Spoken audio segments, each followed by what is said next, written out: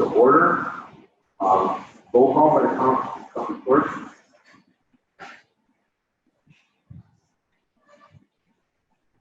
Supervisor Backlund. Here. Supervisor Rockler. Here. Supervisor Christensen. Supervisor Davis. Here. Supervisor Drana. Supervisor Fitzgerald. Supervisor Felker. Here. Supervisor Hurt. Here. Supervisor Jekyll. Here. Supervisor Johns. Here. Supervisor Jones. Here. Supervisor Kennard. Here. Supervisor Kelly. Here. On Zoom, okay. Supervisor Coons. Here.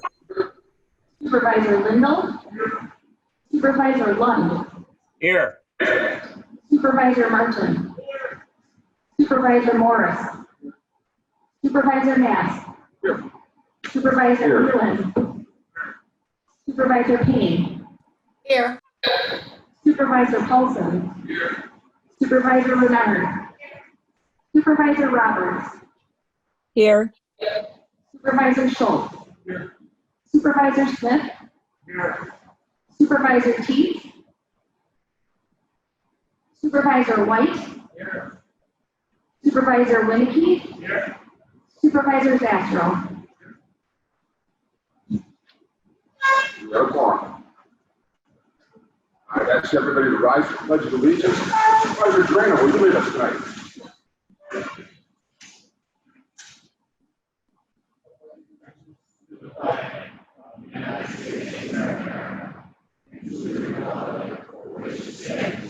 One nation, under God, indivisible, with liberty and justice for all. A moment of silence. Think about things.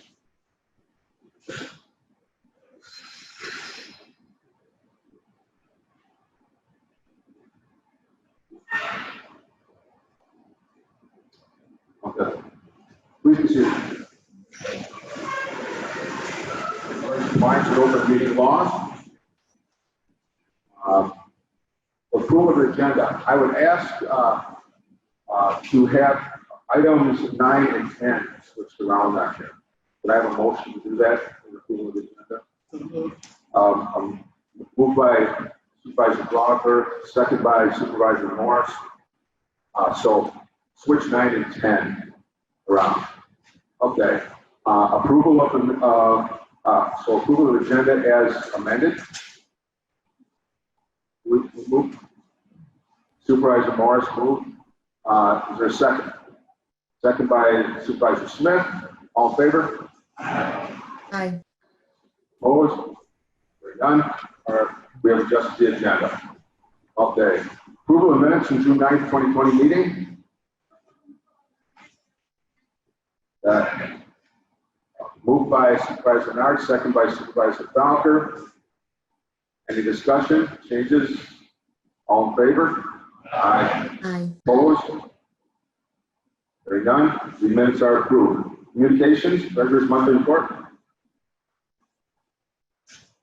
And then there's also the zoning committee notice of public hearing, which will be July 16th at 7 p.m.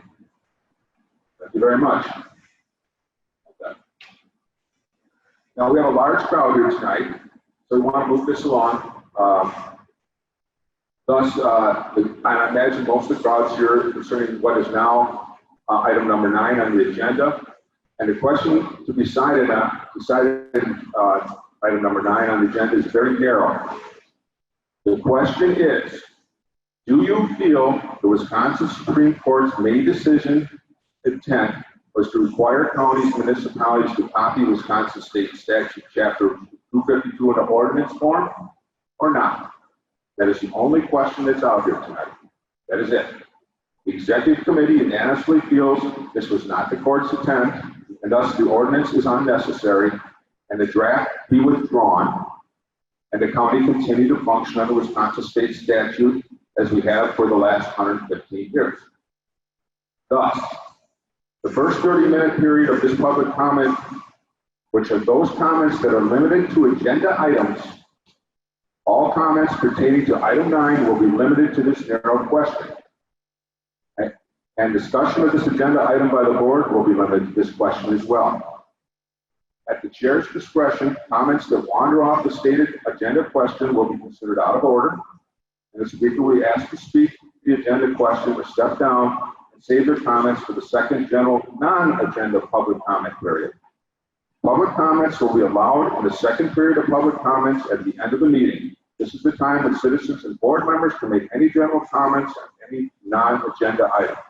Thus, if citizens have comments concerning the treatment, alternative treatment, or non-treatment of diphtheria, COVID-19, polio, TB, or whatever disease, issues as face masks, perceived rights violations, the wording of the state statutes, business closings, quarantines, stay-at-home concepts, protesters, or dog park fees and highway repair issues, whatever you have, ample time will be allowed for those comments in the second period.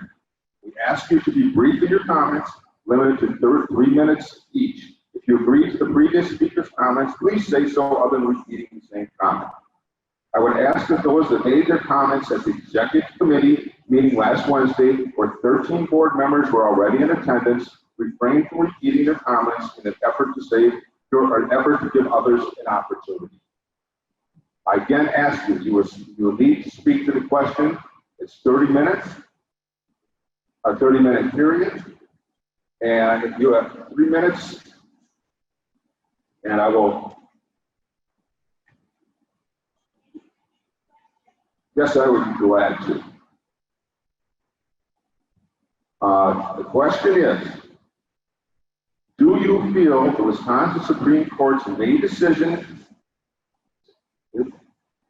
you feel the Wisconsin Supreme Court's May decision's intent was to require counties and municipalities to copy the Wisconsin State Statute Chapter 252 into ordinance form or not? That's the question. Does the resolution for tonight, give me a second, I got a slide.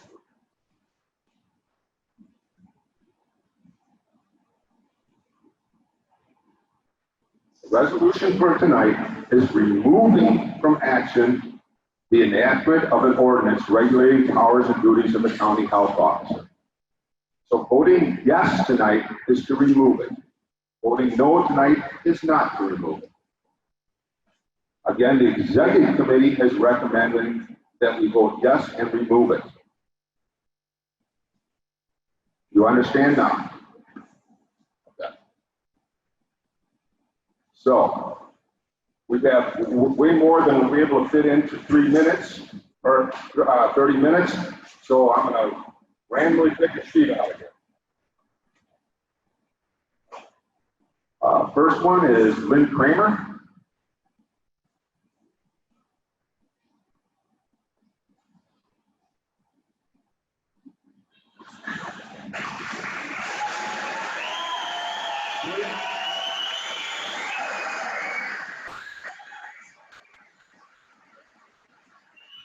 I ask you one more question.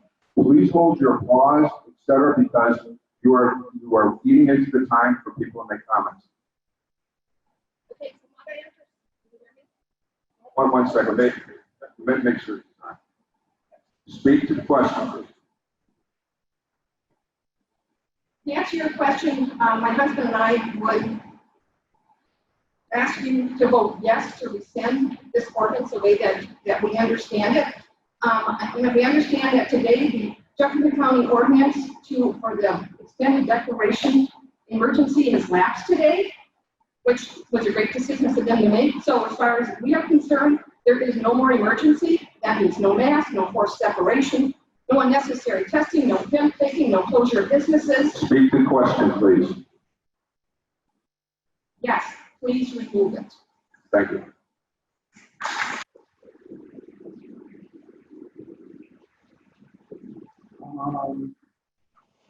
Rick Krieger?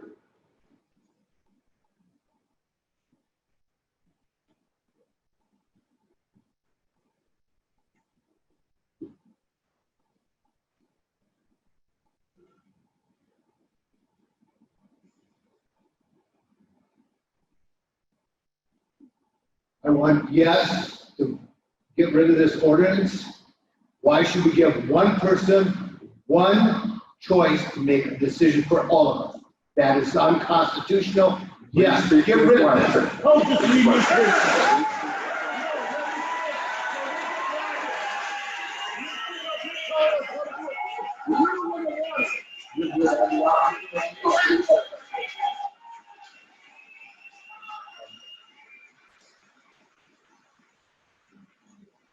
The board, Atkinson, the board, Atkinson.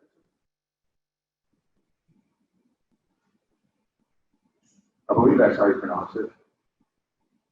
Katie DeBoer. Okay.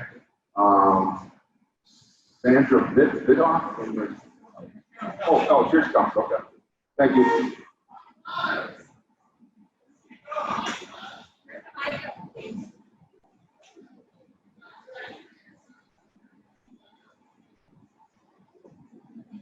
My name is Katie DeBoer. This is my first time attending a meeting, and I'm here because I believe that every citizen should have the right to speak. I did not come prepared to answer your single-minded question, so I will give you. But that is the question on the floor. That is the question on the floor. If you have other comments, you will have an opportunity. You can have that opportunity. I will tell you what I need to say. So my name is Katie DeBoer. I'm a registered dental hygienist. I've been licensed in the state of Wisconsin for 17 years. In the 17 years, I've been fortunate to see the standards and regulations evolve over time. When I started working, it was standard and customary to use one mask before lunch and one mask after lunch, or to use it all day. Now we see that masks are required by OSHA to be changed after every patient and/or when they are visibly soiled or damp.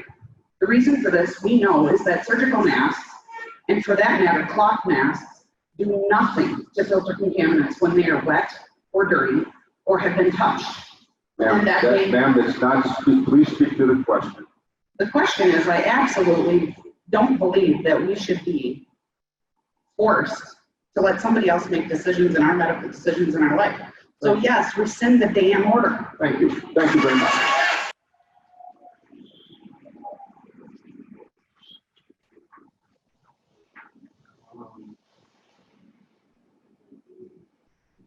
Randy Arbogast of Jefferson.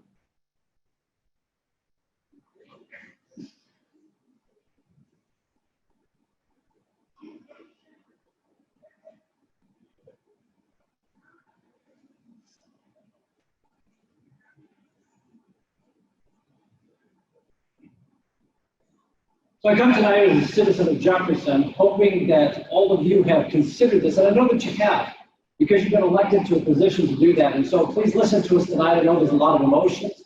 I know there might be a lot of hyperbole, but listen to what the people are asking. We're simply asking that we're not anti-COVID. I'm not a virologist. We're not necessarily anti-mask. I'm not a mascologist. I'm not anti-health. I believe in good health for our community, being good citizens for that. But what I am against is I am anti-nanny state. I know what's best for my health. I'm not a doctor, so I go to a doctor. I would appreciate the ability within the county of Jefferson for me to make decisions for my health. What I understand from this proposed ordinance is a lot of that will be taken out of my hand, given to one unelected official. That's just so wrong. Please speak to the question. I am speaking to the question.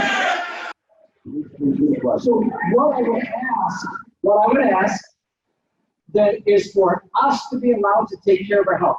Not one unelected person, really not one elected person ought to have more authority in our lives than the President of the United States. And so please, don't just vote to rescind this, but bury this, never to see the light of day again.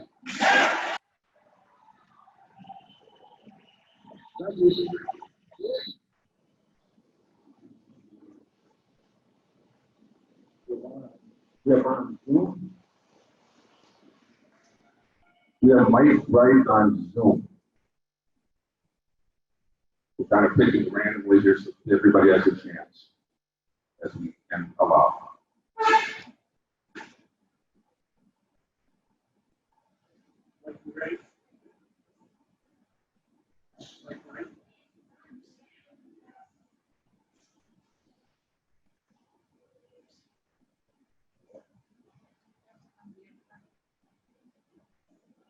technical difficulties.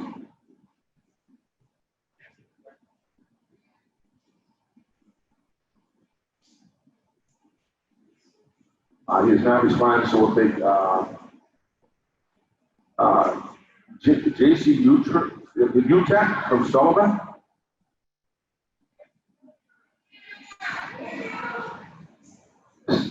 J.C. Utech from Sullivan.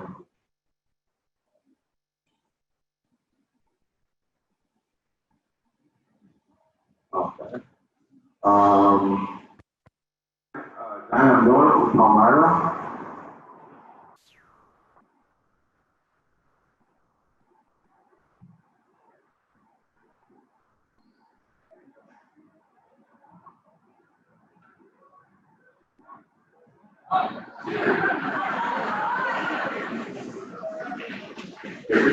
You don't want to put the ball down on the time.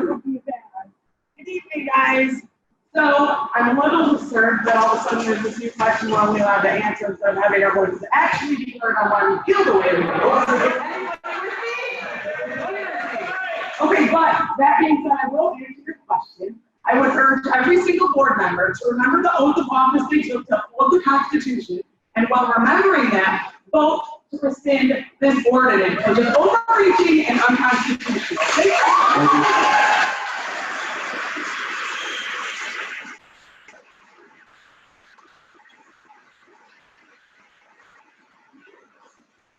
And Samter from Waterloo.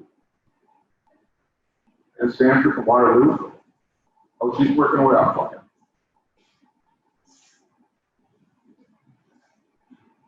And please let me know if you had if you already had the opportunity to executive committee, just say so somebody else can have a chance to speak. It's Ann M. Right. Could you say it so they have it on the record? Yes, my name is Ann M. Staffner. Thank you. You're welcome. I strongly recommend and urge all floor members to remove and rescind this ordinance due to the fact that it is not only an invasion of privacy, but it takes away the constitutional and God-given rights for people to decide their own medical health and for parents to decide that of their children. This ordinance should never see the light of day again.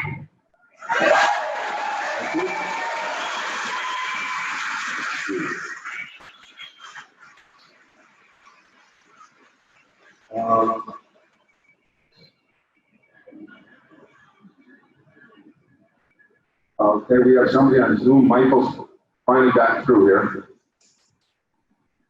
Michael?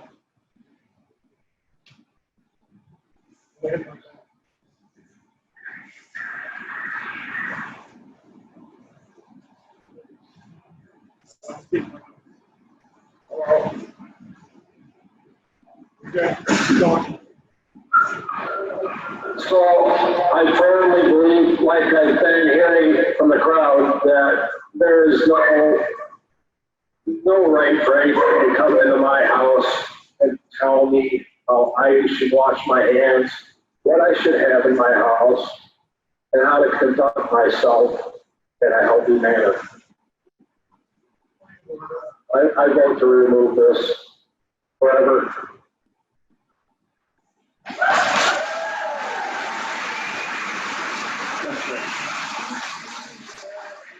Oh, yeah.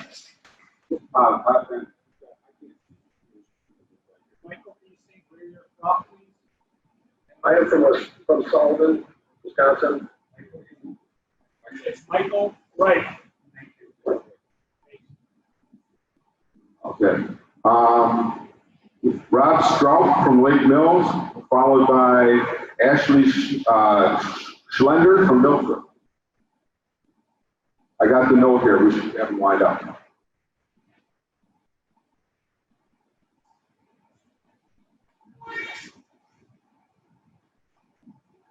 And then followed by that, I'm trying to take people from around the county. So we, after that, Linda Funk from Watertown. Oh.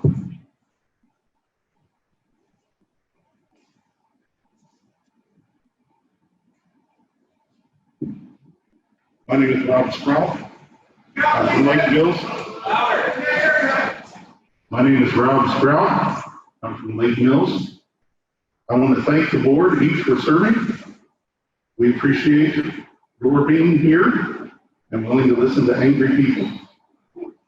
And I thank each one of you who came to express your opinions. I think that's what America is all about. I do think that we should vote to rescind this item. I would love to think that it was never even put on the table in the first place. I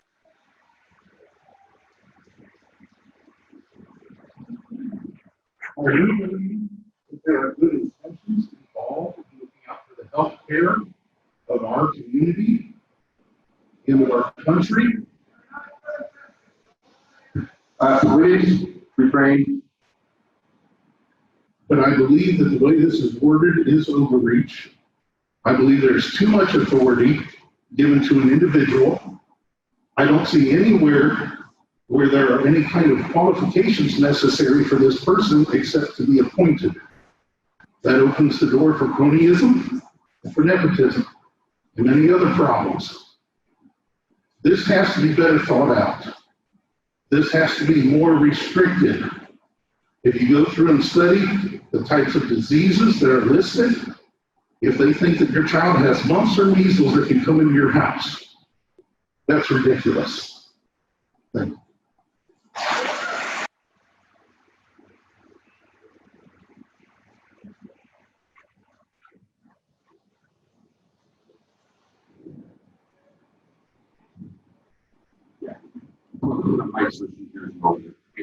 This is Ashley Slender. I did not realize that this is the exact question, so I don't have anything formally prepared for that, but I do respectfully ask you to extend this. I do, and my husband and I have talked about it, feel it is unconstitutional, and ask you to do that, please.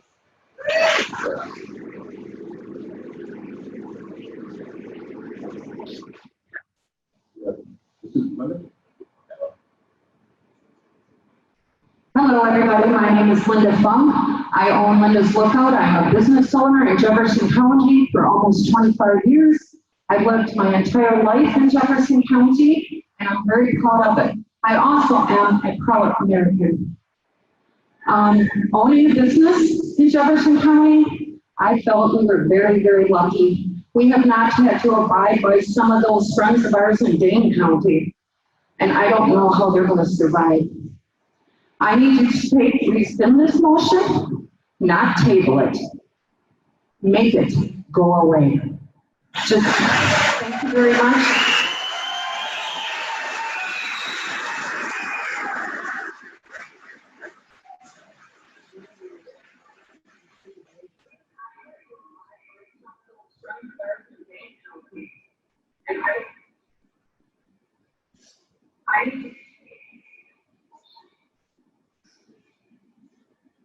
Make it go away.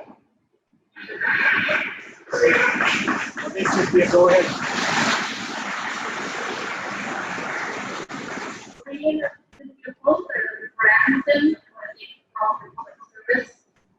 I would like to recommend tonight that each of you vote against passing this emergency powers. I would vote to rescind it, not because I don't believe the health officer does not have emergency powers, but I'm speaking.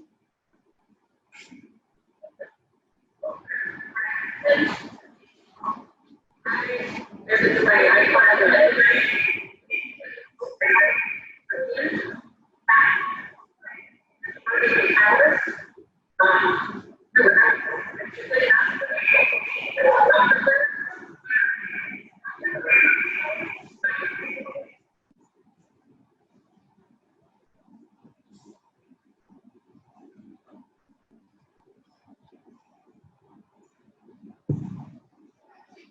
Okay. It was very difficult. I had difficulty hearing in and out too. It's technical difficulties where it works sometimes, unfortunately. Let's see. Is it Mary Lynn Austin from Hebron? Mary Lynn Austin from Hebron.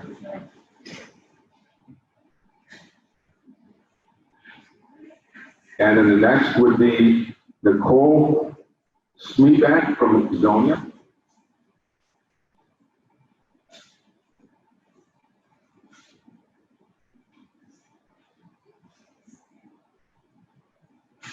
Make sure you get near the mic so people can hear you. I would just respectfully ask that you not only rescind this, but you also remove it from any further agenda. Thank you.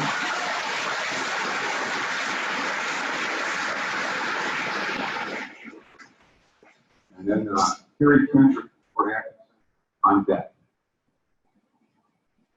Good evening. I would like to thank the board for taking the time to have this forum and allowing us the chance to speak. I also like to thank everyone for coming out to voice their opinions, as they are all important, and that is what our country is founded on. Our country is also founded on the right to live your life within the confines of the law. And when the law becomes so extreme that you can no longer live your life for risk of possibly contracting a disease just by going out, it is unconstitutional and un-American. So I respectfully urge you to remove, rescind, and bury this vote.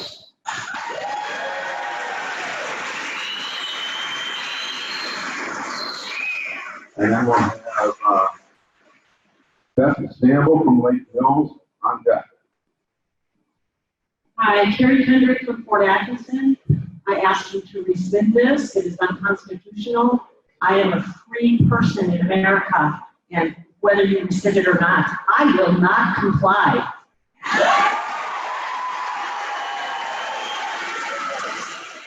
And then we'll have John Wolf from Kalamazoo on deck. I am Jefferson from Lake Hills, and I would just like to thank the people that represent us, that we vote very faithfully, that they will represent the people here tonight, the way they feel for Jefferson County.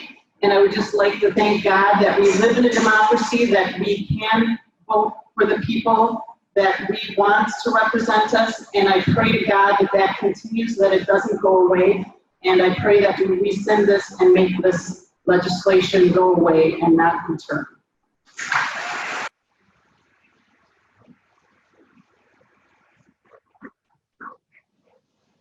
Okay. Who's on deck here? There was two wolves that signed in. Or Sealy Wolf from how ago? Either one? Okay. Paul Kitchen from the town of Watertown. Paul Kitchen from the town of Watertown. Okay. And then we'll put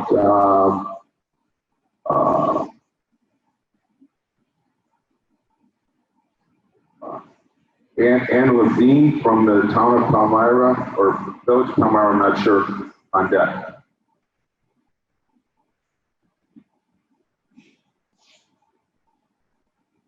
Just make sure that you're the. Sure. My name is Celia Wolf, and I would like for you to please, I would like to say yes, and I would like you to rescind this, please.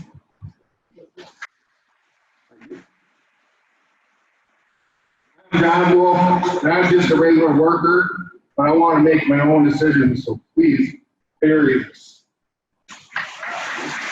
And this is. So if we have Paul on deck, then we'll have Dana Davis of the town of Watertown on deck then. You hear that, Dana Davis? Oh, I would like you to rescind this thing and never bring it up again because it is against our constitutional rights. And I'd like to quote one of our founding fathers on that issue. From Benjamin Franklin once said, those who give up essential liberty to purchase a little temporary safety deserve neither liberty nor safety. And I believe this consists to this situation here and now. I shouldn't have had somebody come into my house and tell me what I can and cannot do in my own house. Please speak to the question. That is. The question is whether we should rescind this? Then rescind it and never bring it up again.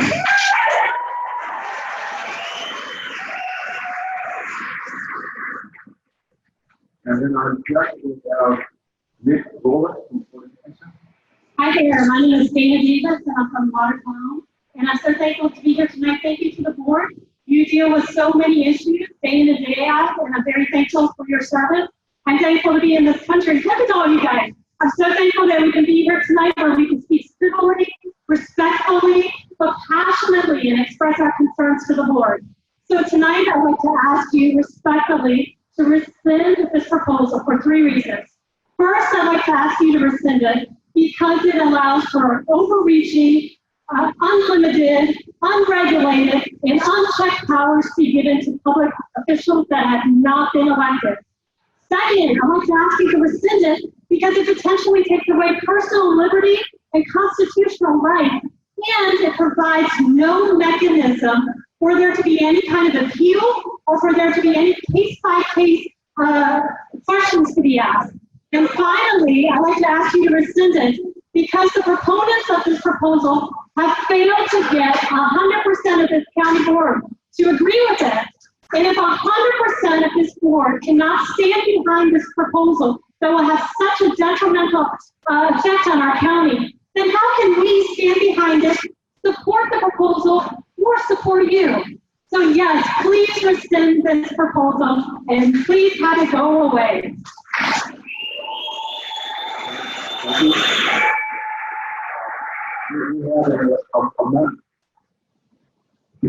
We have a person online who'd like to speak, and then I will have Jonathan F. Jones on deck from East.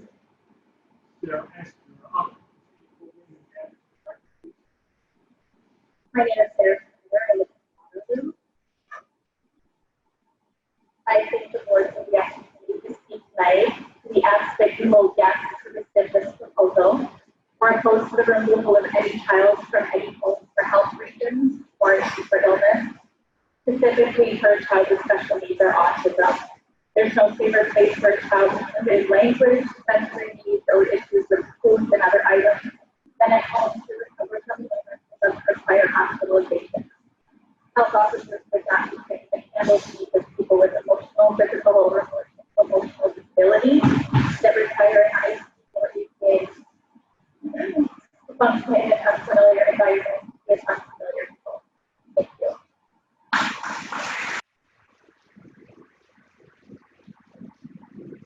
Jonathan Jones on deck. Good. And then we'll have Diane Regent of Watertown on deck, please.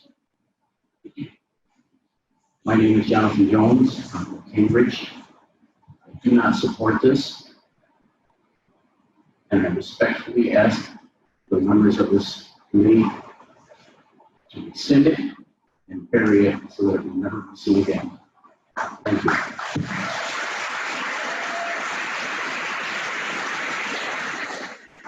And let's have Randy Arbogast of Jefferson on deck, please. Oh, you did. Oh, thank you. That's what I just checked. Okay, thank you. Then on deck, 1 second, so we keep things moving. Thomas Kiley from Sullivan. Thomas Kiley. Hello, I'm Diane Regent, and I'm from Watertown. I'm here to represent me and my family, my church, and everybody that I love. This is my son, Grayson. I have prepared some things, and I'm not going to have time to say everything, but everything that I read about this order, if one part is unconstitutional, it all is. To me, the very first amendment that we have in our Constitution is the most important one we have out there that gives us freedoms that we take for granted or don't look at every day. And it reads, Congress shall not make no laws respecting an establishment of religion or prohibiting the free exercise thereof or abridging the freedom of your speech. Now, we don't look into that a little bit further. It's not just a freedom of religion, it's a freedom from religion. It's a freedom of expression, a freedom of speech, a freedom of assembly like we are right now. I don't see all of us 6 feet apart. I don't see all of us wearing masks.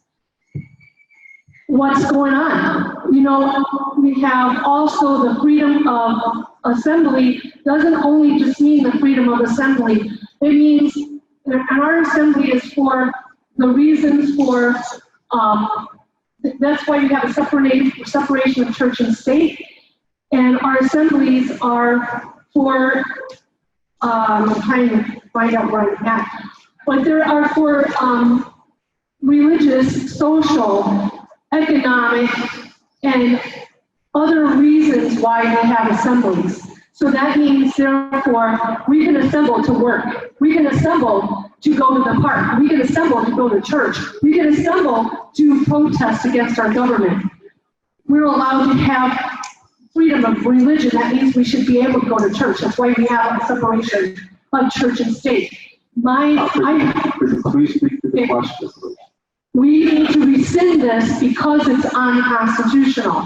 It's unconstitutional to our Fourth Amendment, which does not give them the right to come into our home for just any reason, to inspect our home. The part that bothers me is that it's said for decontamination purposes. What does it mean to be decontaminated? If you look back in history, we had another leader that thought they could decontaminate people and they killed them. You got to think about what's going on in the country today. We cannot let this happen. We have to rescind this. We not only have to rescind this and bury this, we have to make sure that they will not rewrite this in another way that sounds just like this but is better. It's not for the health and safety of our people. It's for a reason of control, and it's a reason to take away our constitutional rights. I rescind this.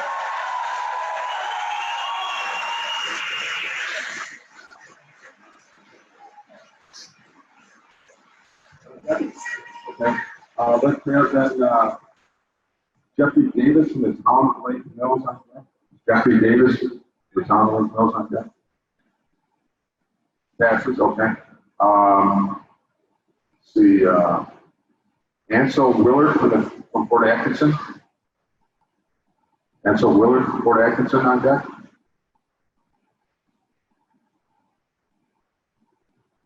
We'll try one more here.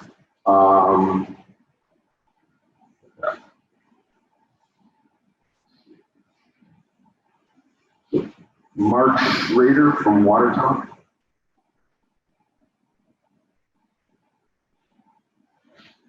Oh, go ahead. First of all, I'd like to say I love this country. Been here, been around a long time, had a long life, served it twice.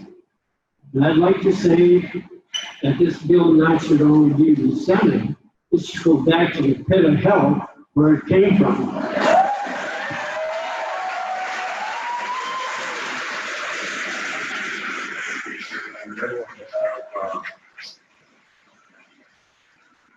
Robin Lehman from Port Atkinson on deck, please. Robin Lehman. Good evening, everybody. My name is Mark Schrader. I am just so proud of the citizens of Jefferson County and of the articulate way in which you expressed yourselves for our county board. In fact, you've done that so well that I don't have anything further to say. I endorse everything that's said, and I support rescinding this motion. Thank you.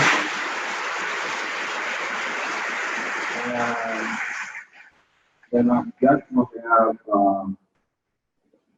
David, is it Rabu? Strong men support their wives.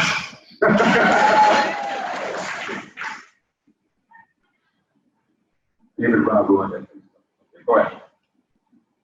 I am not a huge political person. I don't follow politics much. I'm a wife. I have 4 kids. And I feel very threatened, like most of you probably do as well, when someone says that they're going to come into my home and pull one of my kids out. Where are they going? When are they coming home? It's a terrifying fact. I don't want this to happen at all. All in favor of rescinding?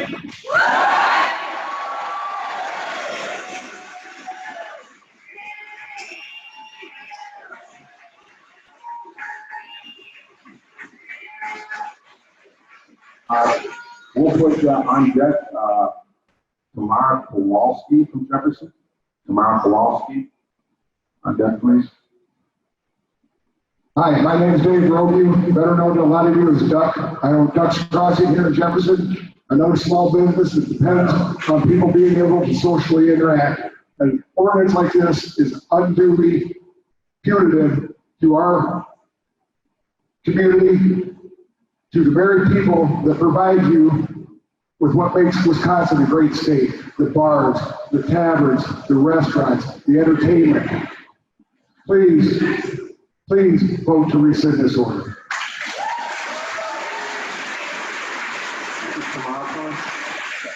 So we'll put, I haven't had Emerson Farmington yet, so how about John Texner? Remember, it's a little difficulty reading your handwriting.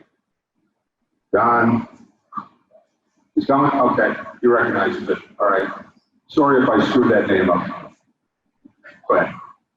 I am Tamara Kowalski. I'm from Lake Mills, and I have to say that what you are trying to do here is completely and utterly unconstitutional. I was in law enforcement for 20 years, and took an oath of honor and code of ethics, rose my hand up, put my hand on my heart, and made those vows. What you are trying to do here is break every single one of those vows that you took while you were in office.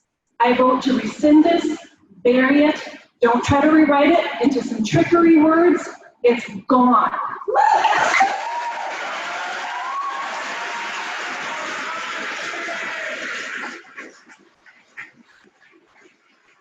How you doing? I'm John Thursday from Farmington. John, can I put one on deck yet? Okay.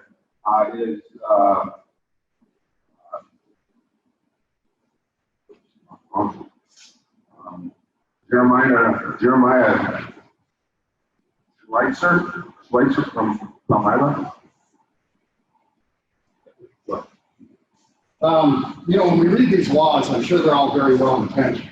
However, when we read these laws, I'm sure they're all very well intentioned by the health professionals and council people that write them.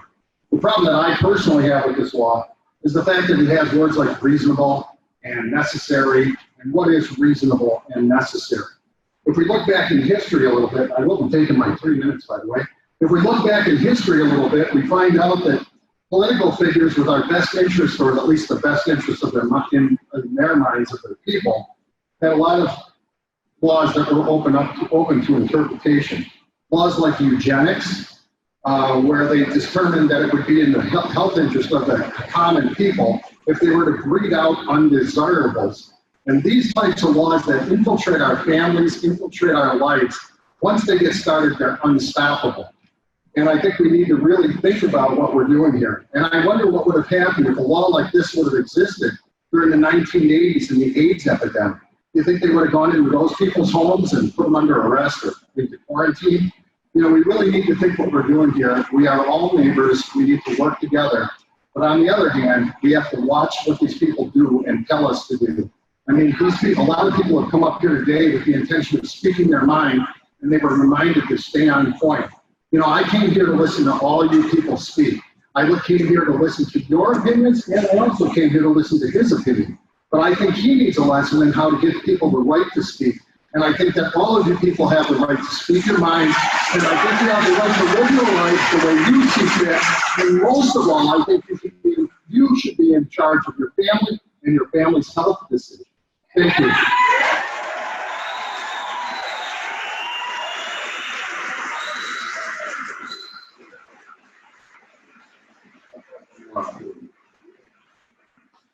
This will be the last one.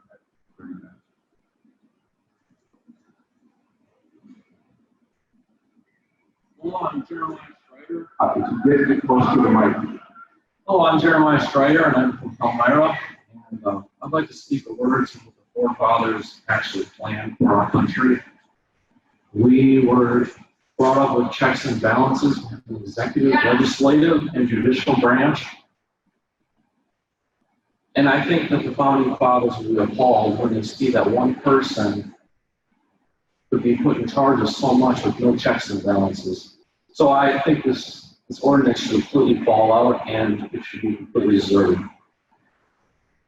Thank you. Thank you. Let's go to the public meeting section of the board meeting. Public comment portion of the board meeting.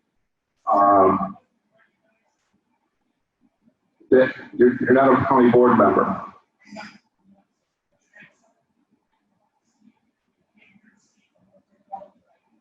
We have near 100 here. We have a 30-minute limit. We, and all of them.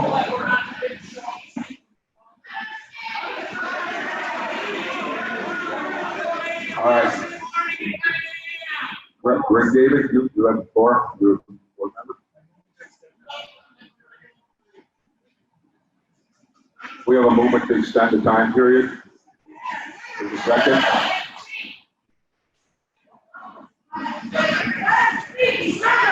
Second.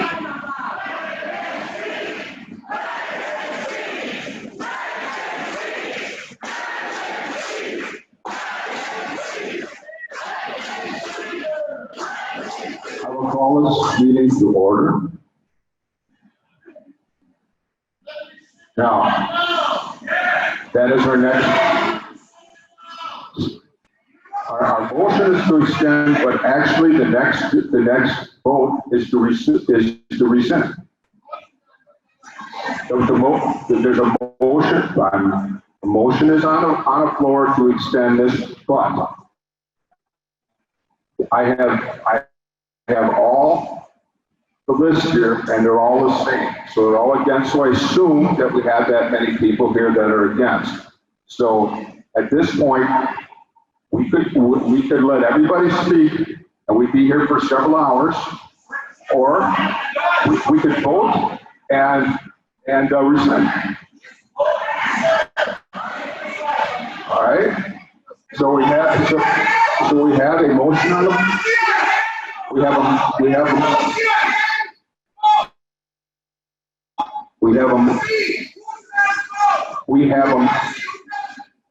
a motion on the floor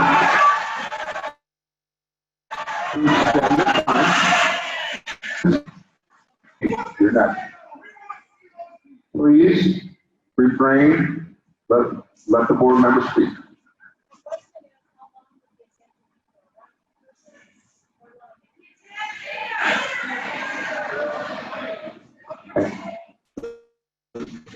The question was for how long? How long to extend? Right?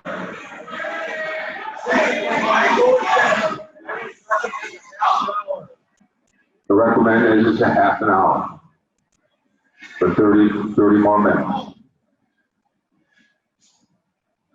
All right. Any discussion from the county board members? Right? Absolutely.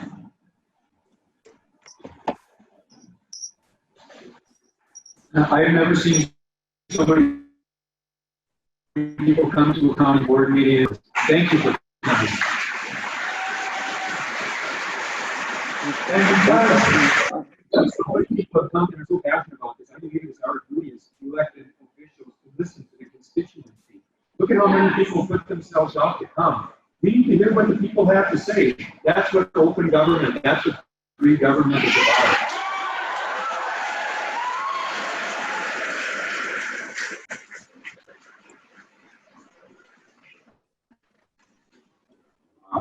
Supervisor with a hand.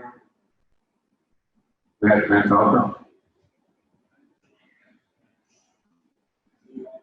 Matt, we can't hear you up here.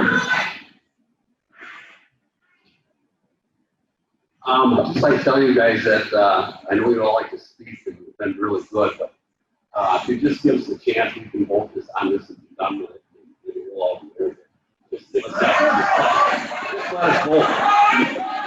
I mean, it'll be done. We'll never come back. No.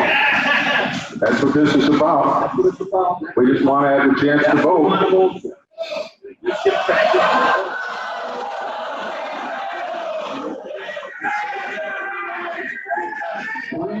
Please. Let Matt, let Matt speak. I just had my speech, and that's all I want. I got things I want to do yet tonight, but I'm sure this is cool. But just let us know, this will be taken care of. Okay?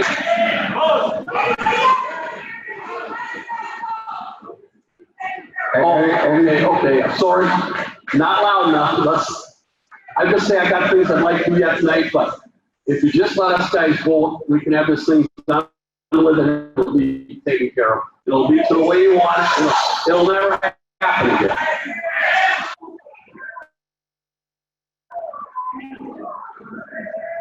Please, the board has a motion on the floor that they're discussing.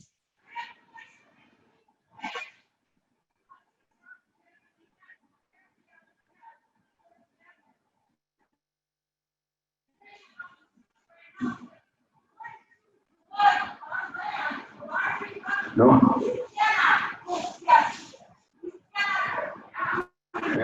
Ma'am, you're out of order. He has the floor. Mr. Falker has the floor. I'll just ask one more time, guys, if you just let us vote on this, it'll be done.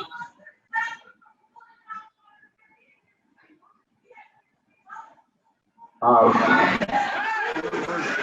do is vote on it, take care of it for you. If you let us do that, we'll have it done. And we vote to rescind it and be done with it. Right now. Okay, Matt, this is discussion on the floor between the county board members. That's all I'm gonna say right now. Done. Okay. Any other county board member?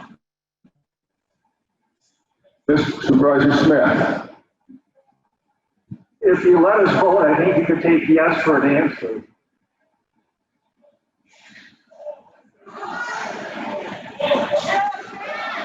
To vote, we have to have the motion rescinded. Or we'll have a vote. Is there any more supervisors that care to have this discussion? Any more supervisors that care to have a discussion? We can do a roll call. We can do a roll call vote. Any more supervisors that would like to speak to? We have a motion on the floor to extend public comment or to close public comment and vote. So we can have a roll call vote of the supervisors to approve extending, a yes would be to extend public comment. A no vote would be to end public comment and move on to the vote. So we'll do this as a roll call because people can't hear back there. No comment and move on to the vote. To extend public comment, no is to move on and take our vote. I wanted to thank everybody for coming. I think the problem is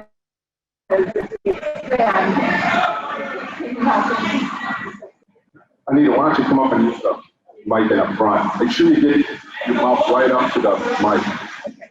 I want to thank everyone for coming tonight. I mean, you took time out of your schedules to be here. The problem I see is I think that people do want to be heard, but how are we going to determine what's fair? Who wants to give up their opportunity to speak? So I feel it's a little bit of a hard vote. Don't forget that you can submit written comments, but I just wanted to say that. I mean, I don't know how we can be fair to everyone because we'd be here until at least midnight. So, well, there's just as many people that want to have called the vote. So I really thank you. Any other discussion on the motion by the board members? Any other discussion on the motion? All right, have a roll call vote. Again, yes is to extend public comment time, no is to close public time and have our vote. Supervisor Backlund? Yes. Supervisor Brockler? Yes. Supervisor Christensen? Supervisor Davis? Supervisor Drana. Supervisor Fitzgerald. Supervisor Felker. No. Supervisor Herbst. No. Supervisor Jingle. Yes. Supervisor Johns. No. Supervisor Jones. Yes. Supervisor Kennard. Yes. Supervisor Kelly. No. No. Supervisor Kelly. Supervisor Coons. Yes. Yes. Supervisor Lindell. Supervisor Lott. That's not mine. I've had some will come back. He's frozen on Zoom right now. Supervisor Martin. Supervisor Morris. Supervisor Lund. Yes. Yes. Supervisor Nance. No. Supervisor Nealon. Supervisor Payne.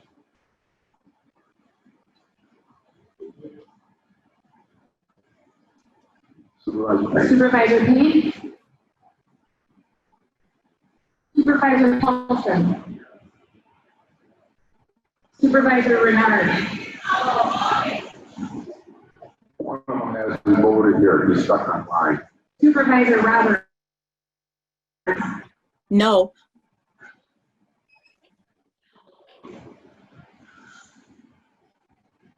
Supervisor Payne.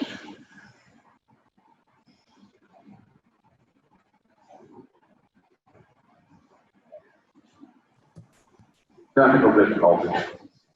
Yes. Supervisor Schultz. Supervisor Smith. Supervisor White. Yes. Supervisor Winnicke. And Supervisor Zastro. Give me 1 second.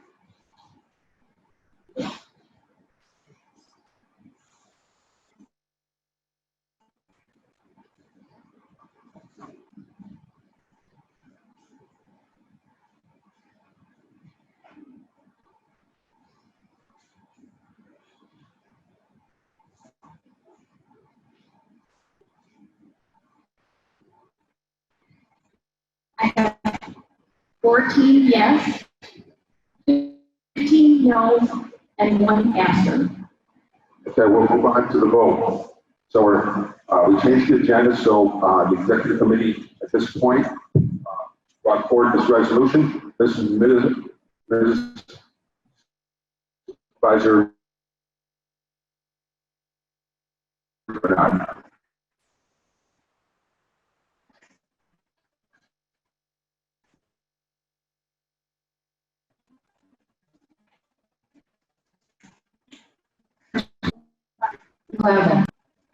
Resolution, the evidence regulating the powers and duties of county health officer.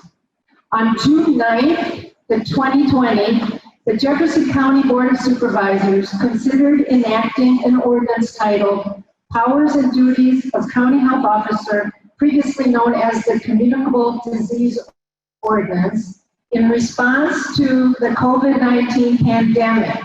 This proposed ordinance was referred to the County Board of Supervisors following a joint meeting of the Jefferson County Executive Committee and the ordinance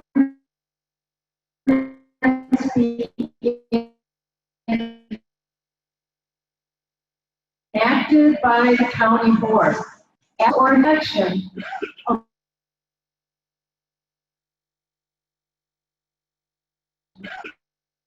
a motion was made to indefinitely postpone taking action to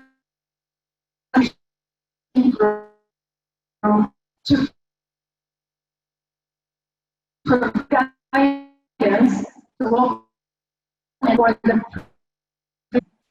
at its meeting on July 8th, 2020, the Jefferson County Executive Committee voted to rescind its previous recommendation to the county board to enact an ordinance and referred this resolution to the Jefferson County Board of Supervisors for the purpose of formally withdrawing such recommendation.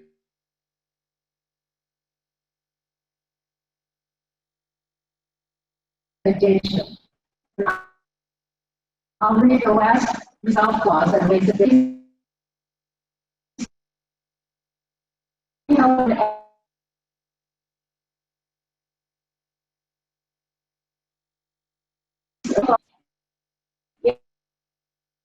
unless reintroduced for consideration following the procedure set forth in the county board rules of order.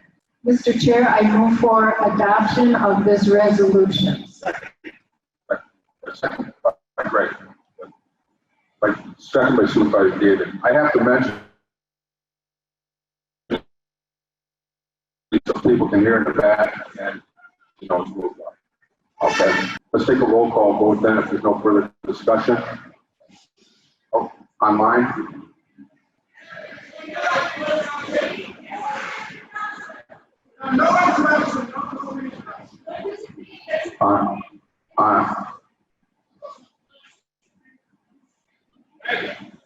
I will answer that question. I will answer that question. We have no idea, and I have not the minds of all 30 of our supervisors, anybody on this board to reintroduce something. That's their right as a board member. I doubt if it will happen, but they have that right as a board member. So is there any further discussion from board members? Any further discussion from board members? Let's have a roll call vote then. Supervisor Backlund? Order, please, so we can hear the vote. Order, please, you can hear the vote. Supervisor Kelly, I have a question. Supervisor Kelly, your floor. Is a yes vote to remove? The audio was a little weak here. I didn't quite understand. Supervisor Kelly, yes. A yes vote would remove this from consideration. A no vote would maintain the postponement. Yes vote is to remove. No vote keeps the postponement. Thank you. Okay, go ahead. Supervisor Brockler? Yes. Supervisor Christensen? What their vote is, so we can hear their votes.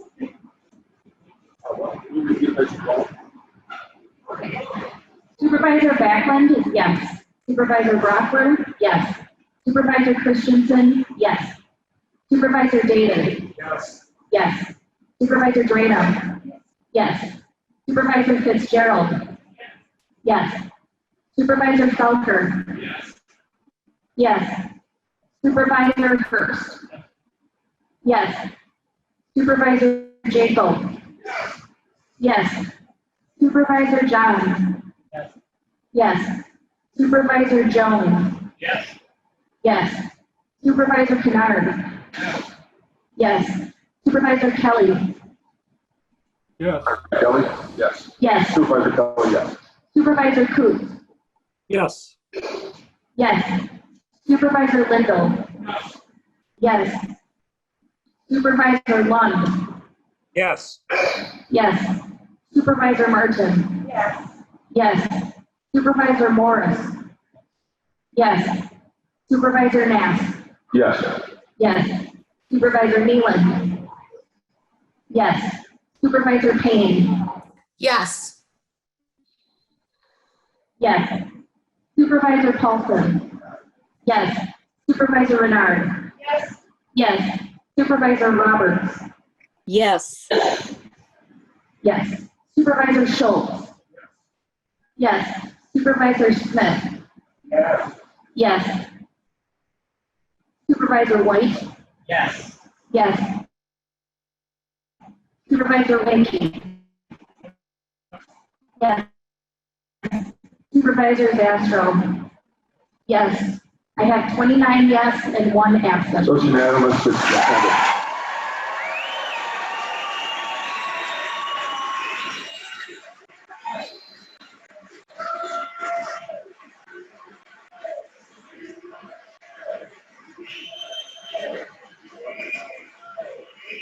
We will take a brief recess while, if anybody would like to clear the room, and that would be fine. It's not getting any cooler in here. Take a 5-minute recess.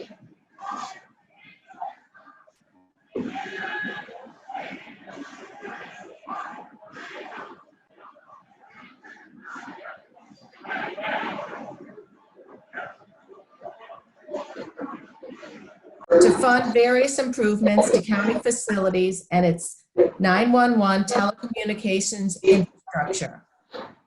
During June of 2020, Jefferson County solicited bids for improvements to the South Campus.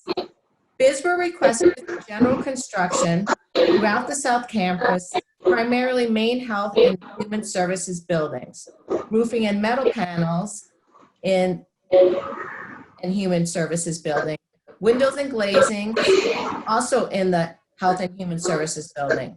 Heating, ventilation, and air conditionings in the Health and Human Services, Hillside, and Workforce Development building. Electrical, Health and Human Services building, Hillside, and Workforce Development. And site utilities, which was a sewer main replacement in the vicinity of the Annex Road. There was a total of 14 proposals submitted to the county for consideration for all projects, whose bids are attached to this resolution. In the spreadsheet right behind the resolution. Staff from the administration and finance departments, as well as representatives from Jefferson County's construction management, Moss Brothers Construction, reviewed the bids and recommended entering into contracts with the lowest responsible bidders for each project as described below. The recommendations includes alternates, includes the following: concrete pad and underground gas lines for generators at Health and Human Services and Workforce Development, replacement of AC components at Workforce Development, and removal and disposal of old HVAC units at Health and Human Services.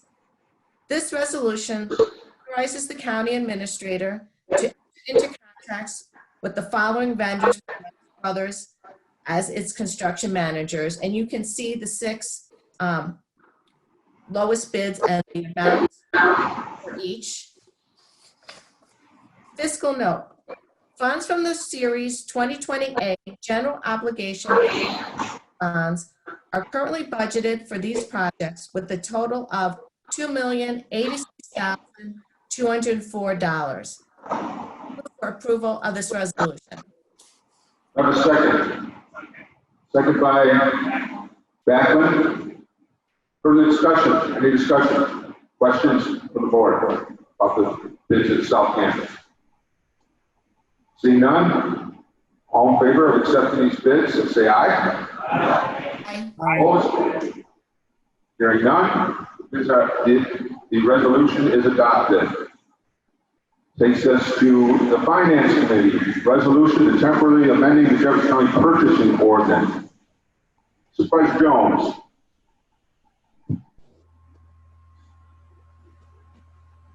Resolution.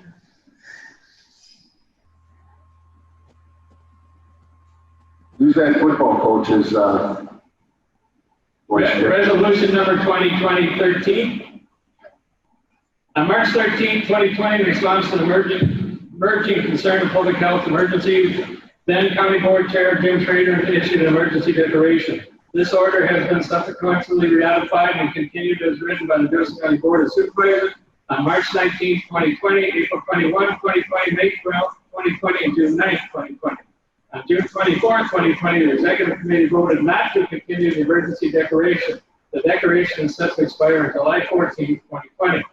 Since the declaration was declared, the county has developed several systems to respond to the COVID-19 status, along with the process to begin recovery operations externally and internally. These systems have allowed the operations to normalize, and processes are in place to deal with emergent issues. These systems will continue to be enhanced as we work through potential additional dollars the county may receive from the state and federal government as the situation requires. Although the emergency declaration will expire on July 14, 2020, certain systems described above that are designed to respond to the COVID-19 pandemic should remain in place in order to provide the flexibility necessary to make timely decisions. The state of Wisconsin has designated $1,375,046 of the CARES Act funding under its Routes to Recovery program for Jefferson County to respond to the COVID-19 pandemic. Due to the overwhelming need for goods and services relative to COVID-19, lead time for procuring such goods and services has extended, making it necessary for the county to continue to have an option for emergency procurement that's allowed by Section 5, Sub 5 of the County Purchases Ordinance. This is of particular importance as Jefferson County considers the need to reopen its facilities to members of the public and staff as safely as possible. This resolution temporarily amends the Jefferson County Purchase Ordinance by authorizing the purchasing agent or designee to continue emergency procurements through December 31, 2020 for the goods or services related to Jefferson County response to the COVID-19 pandemic, provided that such procurements comply with applicable state and federal laws. This resolution also requires the purchasing agent or designee to report purchases made under this resolution to the Finance Committee on a monthly basis. The purchasing ordinance designates the county administrator as the purchasing agent. Fiscal note. The fiscal impact of this resolution is not known at this time. Mr. Chair, I move for passage of this resolution. By Supervisor Jones, do I have a second? Second from Supervisor Paulson. Discussion, questions? Seeing none. All in favor of this resolution, say aye. Aye. Opposed? Hearing none, resolution passes. Human Resources Committee, resolution approving temporary suspension of personnel policy provisions. Supervisor Braga.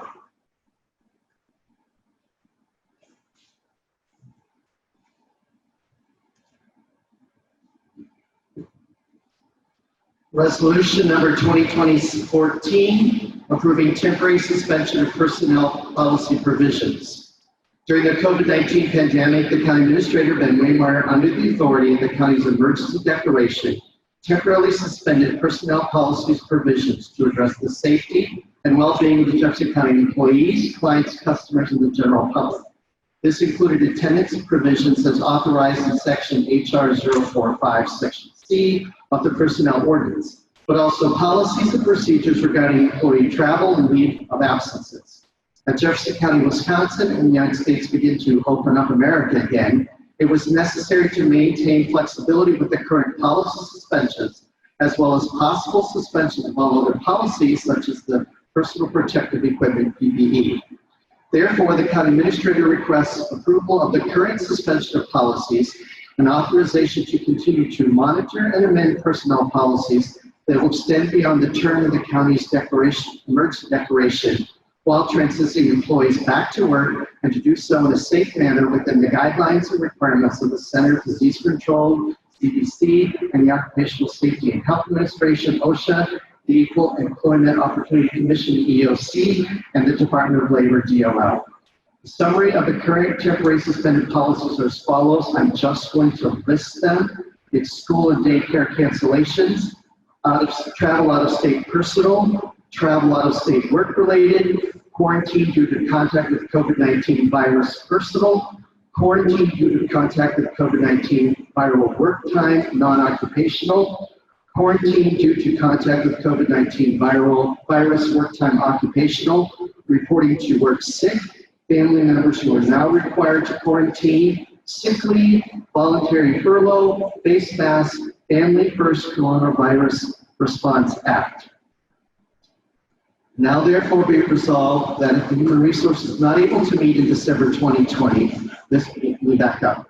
Now therefore be resolved that the County Board of Supervisors approve the current suspensions of personnel provisions and authorizes the county administrator the authority to modify current suspensions or approve additional personnel provision suspensions to ensure the protection of employees, client customers, and the general public through December 31st, 2020 during the COVID-19 outbreak.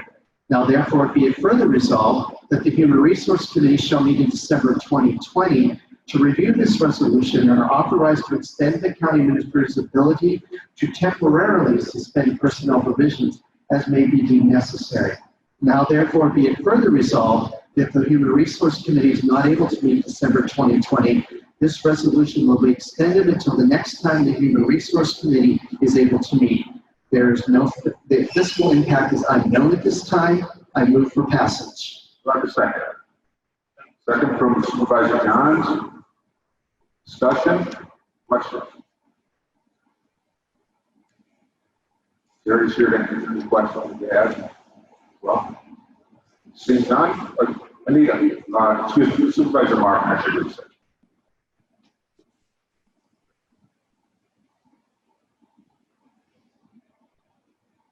I just had one question, and that is, will this come back to the county board if it's extended beyond December? You want to answer that, Jim, or Jerry?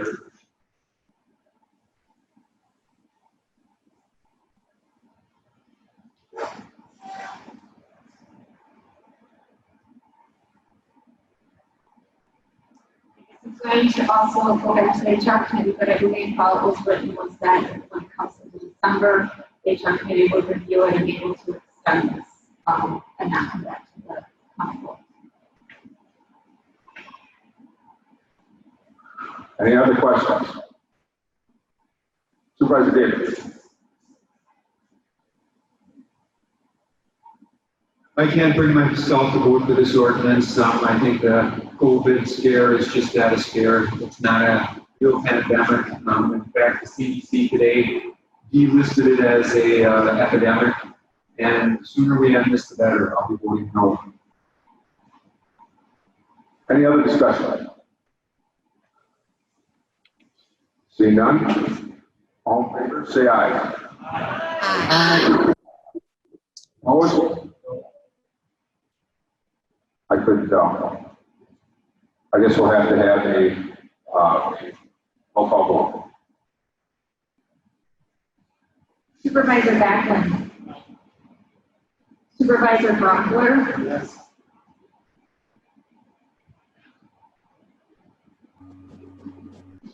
Supervisor Backlund, no. Supervisor Brockler, yes. Supervisor Christensen. Yes. Supervisor David. No. Supervisor Drana. Yes. Supervisor Fitzgerald. Yes. Supervisor Felker. Yes. Supervisor Herbst. Yes. Yes. Supervisor Jekyll. No. Supervisor Johns. Yes. Supervisor Jones. Yes. Yes. Supervisor Kennard. No. Supervisor Kelly. Yes. Yes. Supervisor Coots. Yes. Supervisor Lindell. Yes. Supervisor Lund. Yes. Yes. Supervisor Merton. No. Supervisor Morris. Yes. Supervisor Nance. Yes. Yes. Supervisor Nealon. Yes. Supervisor Payne. Yes. Yes. Supervisor Paulson. No. No. Supervisor Renard. Yes. Yes. Supervisor Roberts. Yes. Yes. Okay. Supervisor Schultz. Yes. Supervisor Smith. Yes. Yes. Supervisor White. Yes. Yes. Supervisor Winke. Yes. Supervisor Castro. Yes.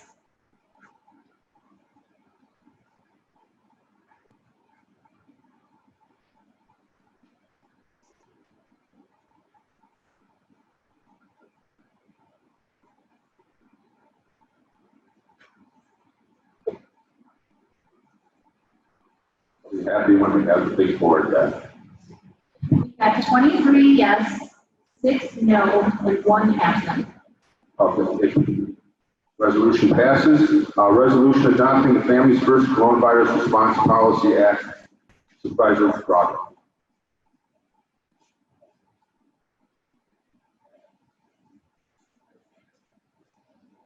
Resolution number 2020-15, adopting Family First Coronavirus Response Act policy. On March 18, 2020, President Donald Trump signed the Families First Coronavirus Response Act, which expands the Family and Medical Leave Act, Emergency Family and Medical Leave Expansion Act, and creates a paid sick leave entitlement for certain eligible employees, Emergency Paid Sick Leave Act.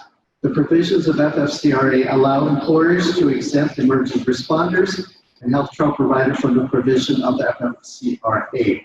The act became effective on April 1st, 2020, with a sunset date of December 31st, 2020, as was formalized as a policy under the Jefferson County Declaration of Emergency.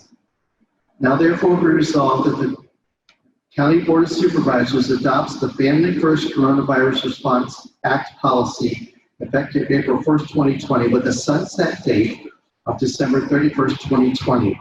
Now therefore be it further resolved that if the Families First Coronavirus Response Act is extended by federal legislation, the County Board of Supervisors authorizes the extension of this policy to be aligned with federal regulations without additional action of the County Board. The County Administrator will be required to report this to the Human Resource Committee if this were to occur. I can't find it, but I'm pretty sure the fiscal note, it's unknown at this time. I move for passage. Do I have a second? Who is the second? Second is Supervisor Paulson. Any discussion or questions from the board? Questions, discussion? All in favor? Aye. Opposed? Pass. Resolution passes. Human Services Board. Supervisor Jones, resolution accepting the Parents and Teachers Grant funding through Greater Watertown Community Health Foundation as the Human Services Department. Resolution number 2020-16. Jefferson County Human Services was recently awarded a grant from the Greater Watertown Community Health Foundation to purchase the Parents as Teachers online curriculum for the Jefferson County Birth for Free program and various community partners. The county will receive a grant in the amount of $8,945 to fund the purchase. This will allow for the Parents as Teachers curriculum to be provided for several new staff and continued for several others.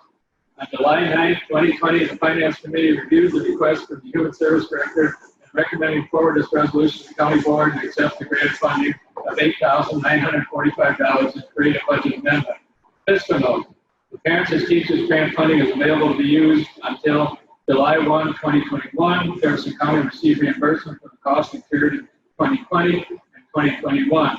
This is a budget amendment. County Board approval requires a 2/3 vote of the entire membership of the County Board, 20 votes of the 30-member County Board.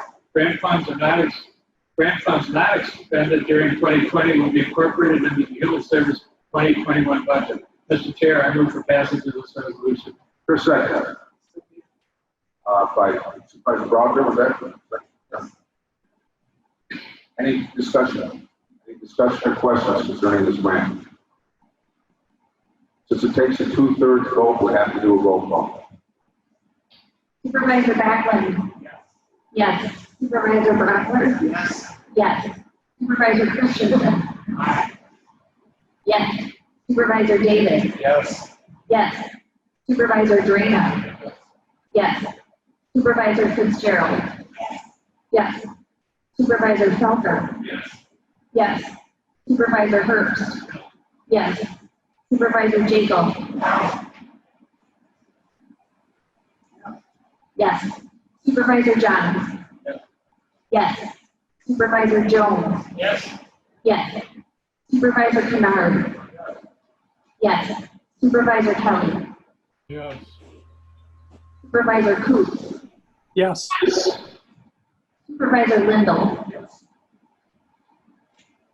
Supervisor Lund? Yes. Supervisor Martin? Supervisor Morris? Yes. Sorry. Martin was yes, Morris was yes. Supervisor Nass? Yes. Yes. Supervisor Nealon? Yes. Supervisor Payne? Yes. Supervisor Paulson? Yes. Supervisor Renard? Yes.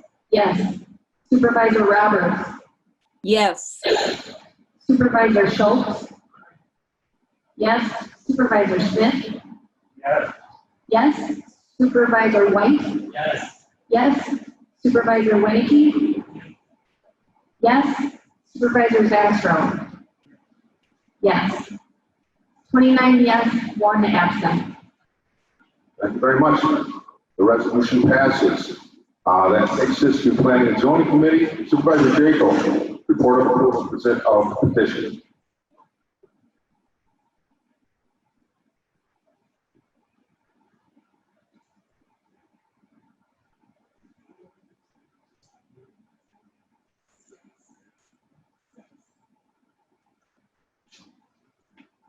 Report to the honorable members of Jefferson County Board of Supervisors. Jefferson County Planning and Zoning Committee having considered petitions to amend the official zoning map of Jefferson County filed for public hearing held on April 23rd and June 18th, 2020, as required by law pursuant to Wisconsin State statutes. Notice thereof have been given and being duly advised of the wishes of the town boards and persons in the areas affected, hereby makes the following recommendations. Approval of the petitions as listed, dated this 29th day of June 2020, Wayne Paulson, Secretary. Now on to the ordinance number 2026, amending the official zoning map, whereas Jefferson County Board of Supervisors has heretofore been petitioned to amend the official county zoning map of Jefferson County, and whereas petition number R4232A-20 was referred to Jefferson County Planning and Zoning Committee for public hearing on April 23rd, 2020, and petitions as listed, there's 4 more of them here, were referred to the public hearing on June 18th, 2020, and whereas proposed amendments have been given due consideration by the Board of Supervisors in open session, now therefore be ordained that Jefferson County Board of Supervisors does amend the official zoning map of Jefferson County as follows, and it's listed. Request approval of this ordinance. Second, Supervisor Paulson. Any discussion? Supervisor Kennard? Okay. Let it be noted for Supervisor Kennard. All in favor? Aye. Opposed? Hearing none. Passes. Proclamation proclaiming the month of August as Child Support Awareness Month in Jefferson County. Supervisor Jones.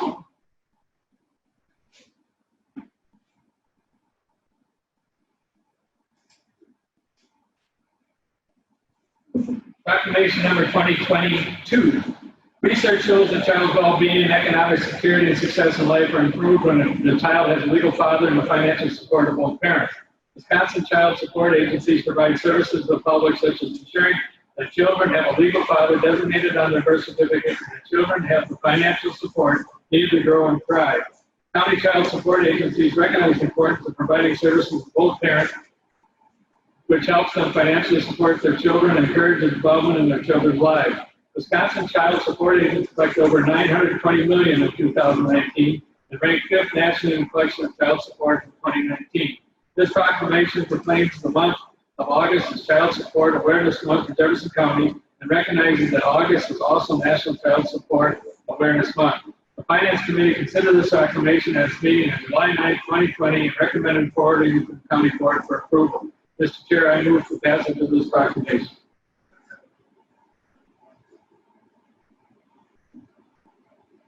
And the second was by, I heard Supervisor Morris. Any discussion? All in favor? Aye. Opposed? Hearing none, proclamation is passed. Appointments by County Administrator. Dale Weiss, the Zoning Board of Adjustment.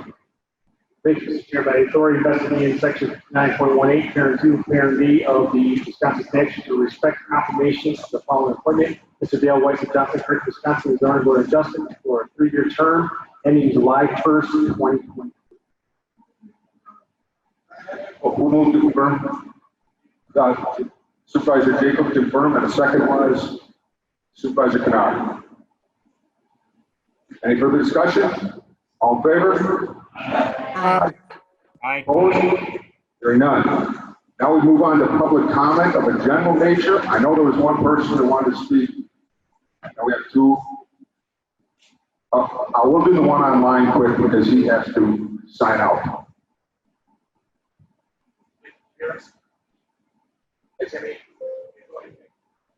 Perfect. Thank you guys so much. My name is Nick Johnson. I'm a homeowner here in Fort Atkinson, and I have a question I'd like to pose to you guys to get an answer at the end here. With the cases on the rise in Jefferson County, up 26.3% of COVID-19 from last week, what steps is the board taking to reduce the spread of COVID-19? I did speak to Mary Weissman, who is a nurse at the VP of Nursing at Fort Hospital, and I asked her what she thought of mask wearing today, and she stated they would really like to see a mask rule instituted on a county-wide basis. She also told me that 42% of current confirmed cases in the state of Wisconsin are now between the ages of 19 and 39, an increase from last week. Out of curiosity, I asked her how many ventilators they have at that hospital, and just so we're all on the same page, she tells me they only have 5. I wouldn't imagine there would be many more than that in Watertown, and I would wonder if we have more than 20 in the entire county.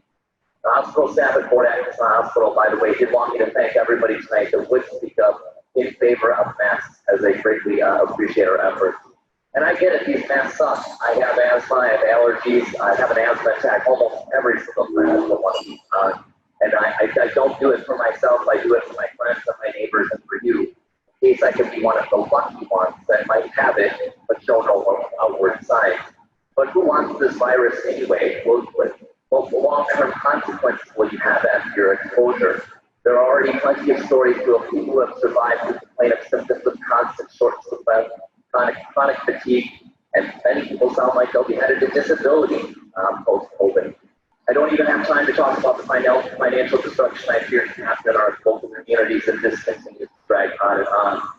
How can you mandate wearing a mask, people ask? It violates my freedoms, they say. No, in fact, it does not. When your freedom to put others in active risk, you are not free to continue with whatever behavior it is that you are doing. But you do not have to take my word for it. The Supreme Court ruling in Jefferson versus Massachusetts, the 7-2 ruling found against the man in Massachusetts who did not want to have a smallpox vaccine in 1905. And you know that that's why I don't have to have a smallpox vaccine as a child, because it was eradicated before I was born due to the efforts of public health. My grandfather would be absolutely spinning in his grave right now if he knew how little his fellow Americans were being asked to do. And he would call us a bunch of wimps, so I doubt that's the word he would choose. As a World War II veteran, he was asked to stand in front of bullets, not just for us, but also for a bunch of people he didn't even know and would never know or ever see again. We are simply being asked to wear a mask, not to throw ourselves into harm's way, and we are not being asked to do so for a bunch of strangers we don't know, but instead for our friends, our families, and our communities. Speaking of veterans, for those who do not believe that this has been a real pandemic, that same grandfather's brother, also a World War II veteran, Wilfred, and his wife Mary did die within hours of each other from this disease. They made national headlines with the hospital staff being gracious enough to push their beds together so they could hold their hands until the final hour. Freedom is not free. It requires a sacrifice of patriots. And to me, this is the easiest sacrifice I have ever been asked to make on behalf of my fellow citizens. But right now, we need your leadership at the county level to get a hold of the spread of this virus and act emergency measures to keep our communities safe. Thank you.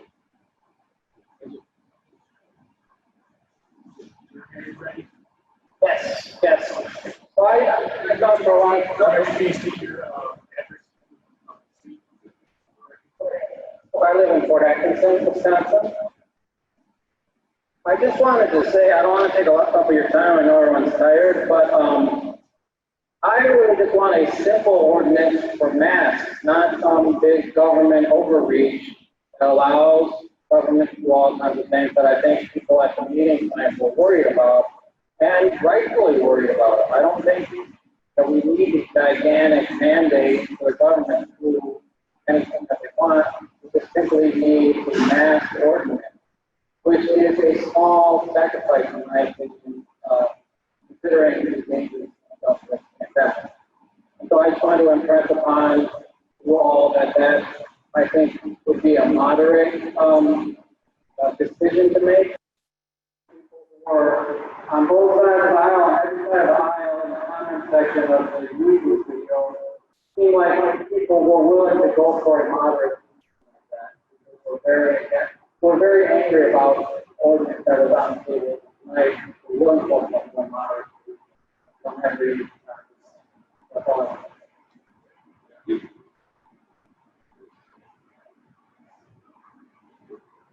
Cynthia, you ready?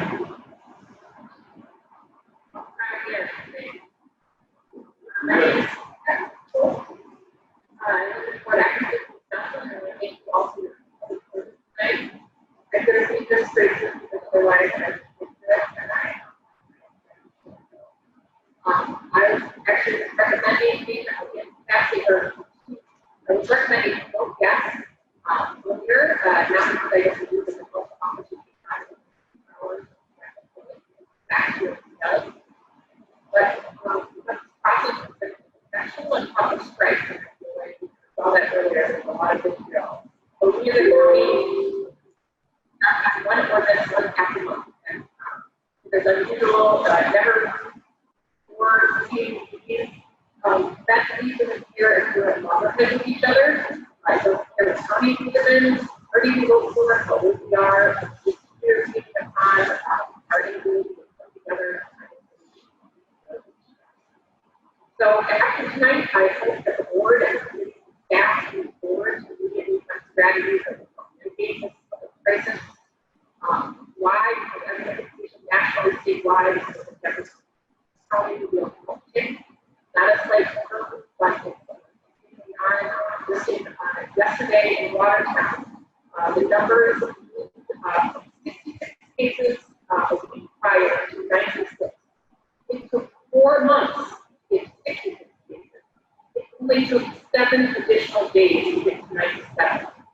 Anyone who's heard about compound school gets excited about their money, their savings account growing exponentially, understands this. This is their savings account, really excited. Clearly it's not.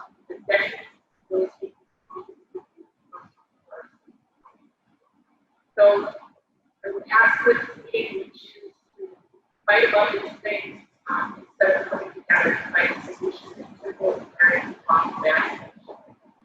The fact that your mother, your grandmother, brother, your best friend, or Dick just said it, just great uncle, great aunt, neighbor, next something like that.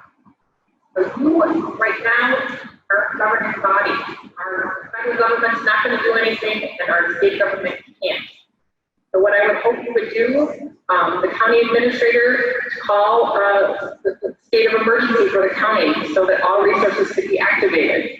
You as county board members could invite the health organizations that serve our county, UW Health, Watertown Regional Hospital, and Fort Healthcare to come and speak on public record. I know there's been a lot behind the scenes, but on public record for all to hear, so we have a foundation of agreed upon facts and science from which to make the best possible decision. You can affirm as a county board to vote, and by vote, that the health officer has a power to the state statute adopted in 1990 to address public health emergencies, including contagious diseases and golden purchase for job. And you can immediately after this meeting, as was already previously suggested by the two other Zoom speakers, work for a mass ordinance, which would have the greatest impact on our community. So now more than ever, our communities need to do as our trusted leaders to make the right decision. Thank you for your phone.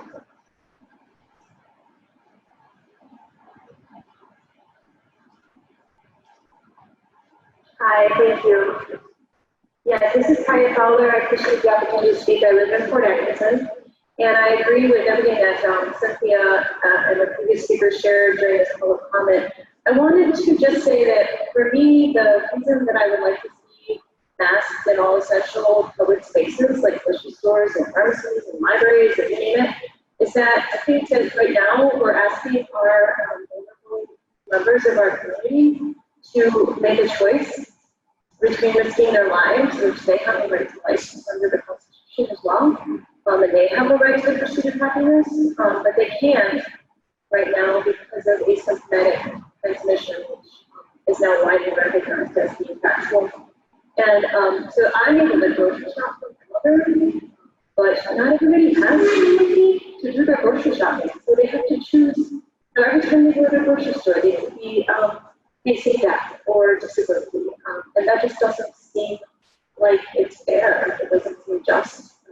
It's not respecting the rights of all people. It's only respecting the perceived rights of people who are not afraid and choose to come and speak in public at meetings right now against CDC guidelines. So I also support a state of emergency declaration to respond rapidly. I think we need to be agile, and I think we need to act based on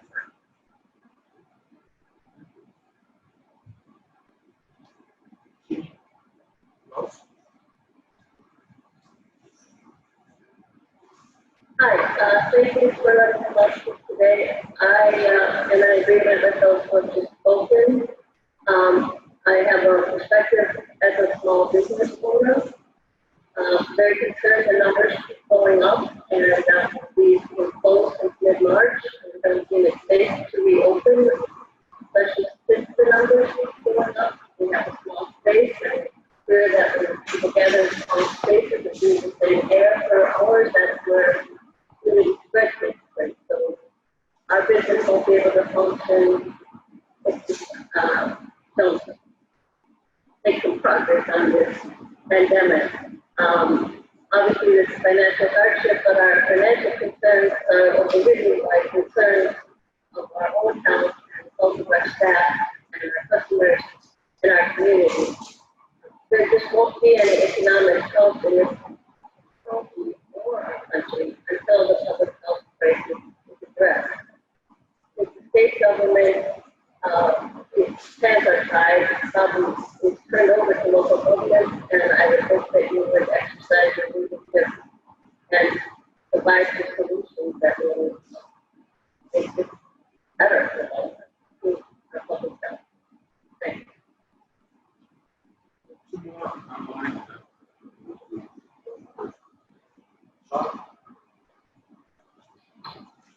Hello, my name is Meister. I am a physician in Port Atkinson, and I wanted to speak based on some medical science. COVID-19 pandemic is not a hoax. Our local communities have seen increases in positive cases, hospitalizations, and deaths. The numbers are not exaggerated. So what do we do? How do we get back to work, back to school, back to what we consider normal? I really applaud the efforts of this board as we hold steps to protect us all.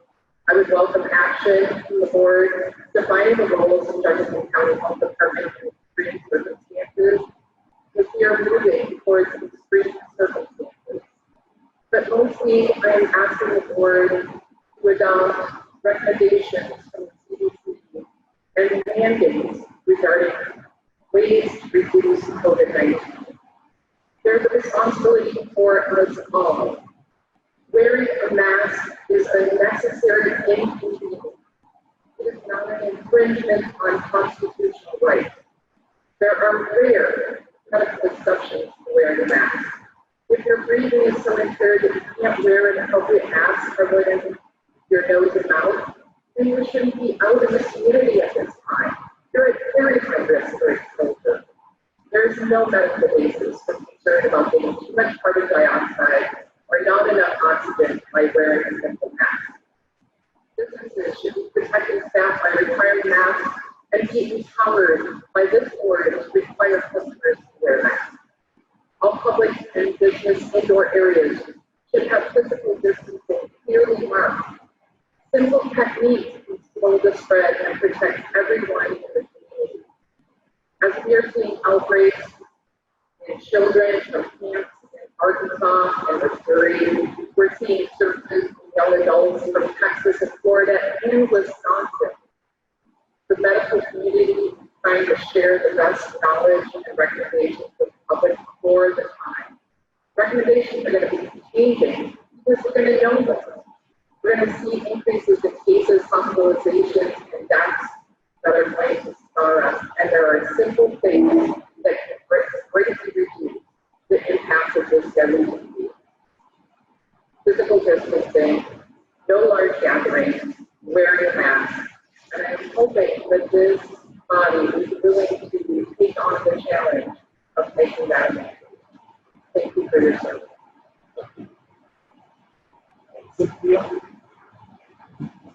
Hi, this is Cynthia Fisnick. I live in Fort Atkinson. COVID cases are increasing, or at least staying flat, not decreasing, in 48 states, including in Wisconsin and including in Jefferson County. Our public schools open in 7 weeks. If we want any options to open our school buildings for in-person education, right now is our time to be diligent about stopping the spread. The single most effective action we can take is to wear face coverings whenever we are in public. We need a high percentage of people to wear masks when they are in public. Dr. Atul Gawande writes, people must take seriously the responsibility of wearing a face mask to prevent the spread of the coronavirus. He says, if we can get over 60% of us wearing masks that are 60% effective, we can shut down the virus. My fellow citizens who spoke tonight are concerned about government overreach. I would ask them to please understand that being asked to wear a mask is nothing like the government overreach they feared would be possible. County board members, please help us get up to 60% or higher mask wearing. Pass a mask requirement, or at a very minimum, speak out as leaders to encourage everyone to take these simple precautions.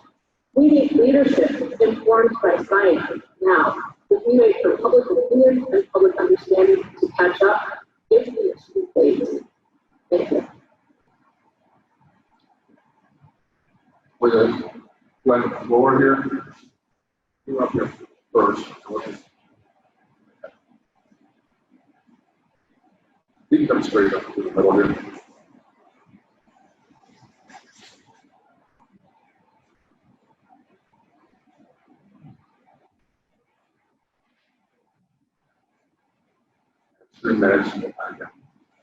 My name is Nicholas Rome. I'm from Fort Atkinson, small business owner.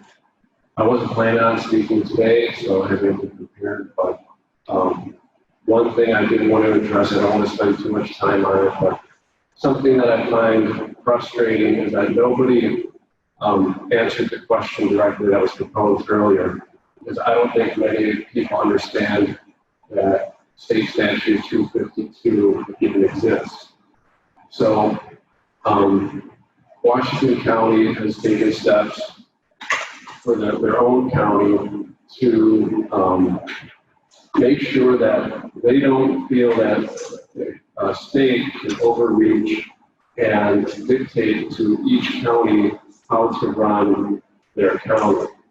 So what I would like to see is any board members have looked into what they've done and feel the same way, because what's good for Jefferson County might not be good for Dane County or Milwaukee County. That if there's explosion of cases in New York City and the state of Wisconsin wants to do something about it and they enact a statewide policy to a county that has 5 cases, we need to take a lot of those things into consideration. Why are we shutting down an entire county that is not at risk at all? And another thing that I'm kind of disappointed in is this shifting of goalposts, where first it was flatten the curve not to overwhelm the hospitals. That never happened. And now it's shifted to mitigate, so it does not really far reaching. And now the new goalpost is to eliminate the virus completely. Think about those standards. How can we eliminate the virus completely if no one is being exposed to it for a herd immunity? What if we had those standards for the flu? we would be shut down in perpetuity until the end of time. So what I'm looking for the board to do is hopefully someone would introduce a resolution to to answer the question, how does the county go forward from here? Because we saw a lot of very angry constituents about a policy that was, they felt, very overreaching. They see what's going on around the country, rioting, all this stuff, and they feel like they are being silenced and their rights are being infringed on. And I don't think they're necessarily too upset about being asked to do this or that. They see positions of power essentially kind of, they're kind of enacting policies for the minority of people instead of the vast majority. Thank you. Did you get his name? The name of Fort Atkinson, right? What was the name? Yeah, Nicholas Rome from Fort Atkinson. Thank you, Nicholas. Next time I'll have something more prepared to say. The next hand I see up was, you have your 3 minutes. And I think Supervisor Jones, you had your hand up before? All right, Supervisor Jones.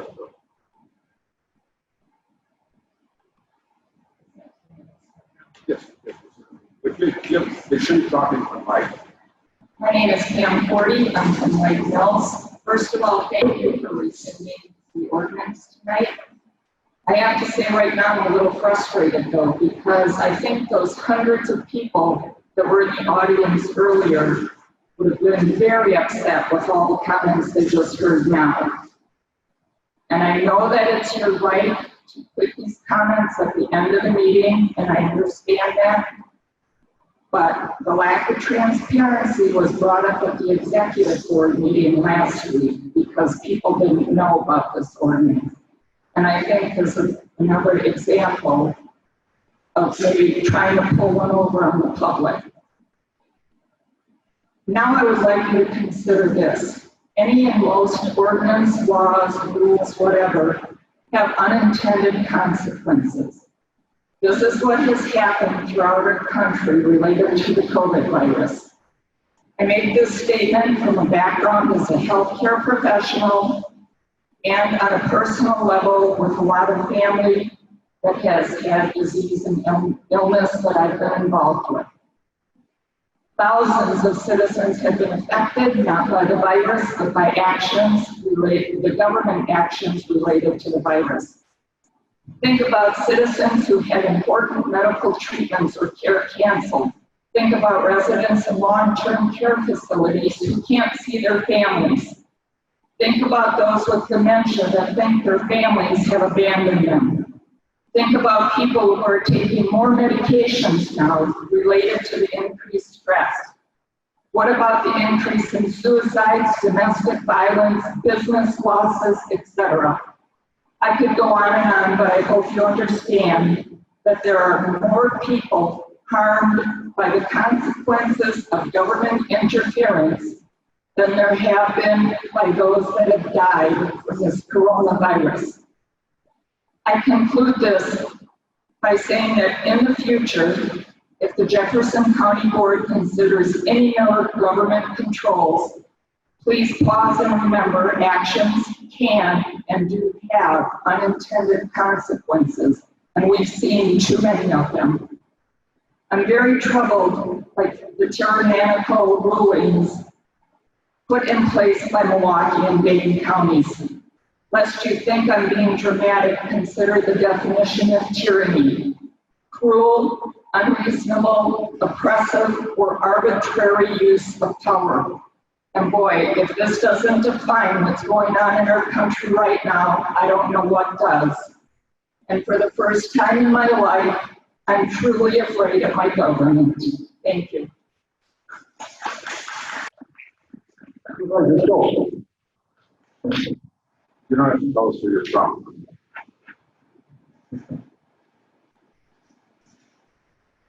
One of the problems I have wearing these masks, you need to get windshield wipers, glasses.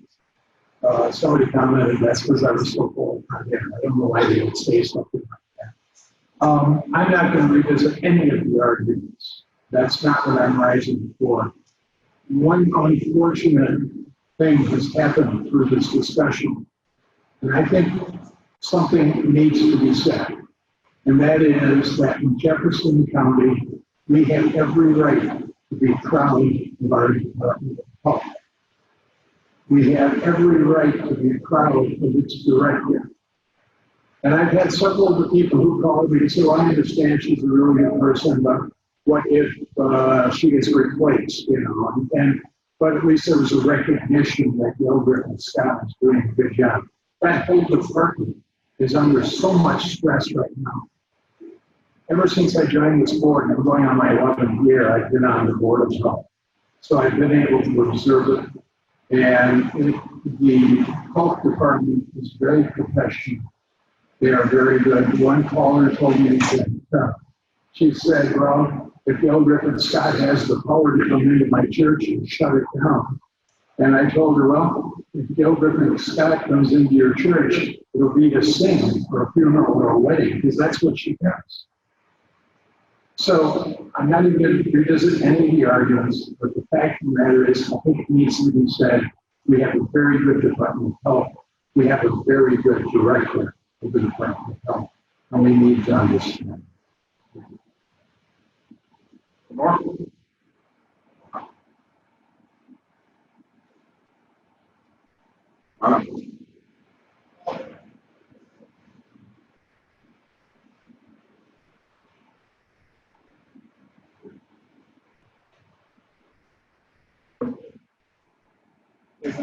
If I knew it was going to be talking about masks, I would have been more prepared. But one of the things that about wearing masks is when a governmental body enacts safety measures, they have to do the minimum that affects the people. So granted, face masks may be really good, but the minimum is 6 feet.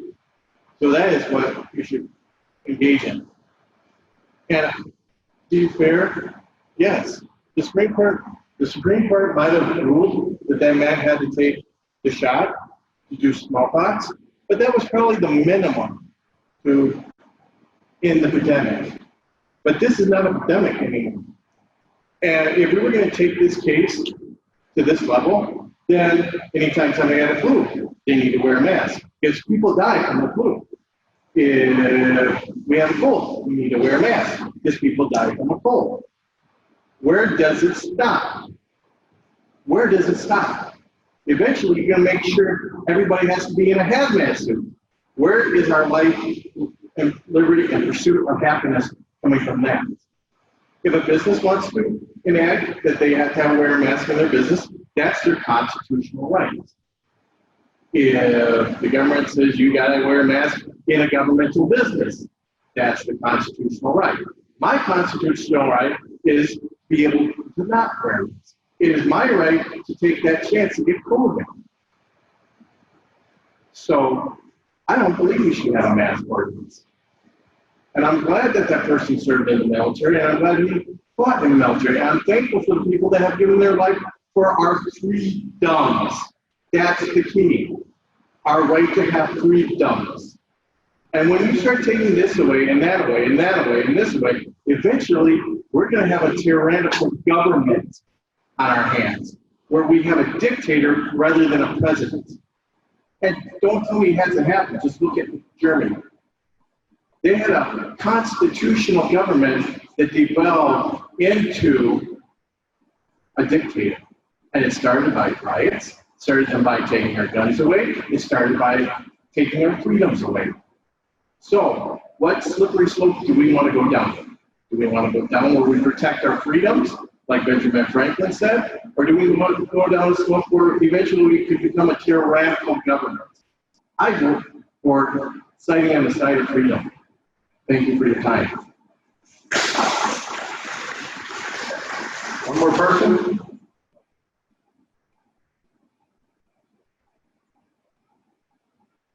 Just let us know your name and where you're from. You have 3 minutes. Thank you, Mr. Nass. My name is Catherine Bishop from Lady Mills. I know it's been a long night here, but I just want to say a couple of things, specifically addressing the statements made via Zoom. So I have a couple of notes here. If this committee proposes a mask ordinance or similar ordinance about 6 feet away or things that restrict people's movement, it shows that you are not listening to the majority of the voices tonight who came and spoke. If you weren't listening, we can't take you seriously right now. When I looked at the numbers today on the DHS website for Wisconsin, it showed that there was an infection rate in Jefferson County of 0.4%. That is not an exponential increase or a pandemic to be concerned about this county.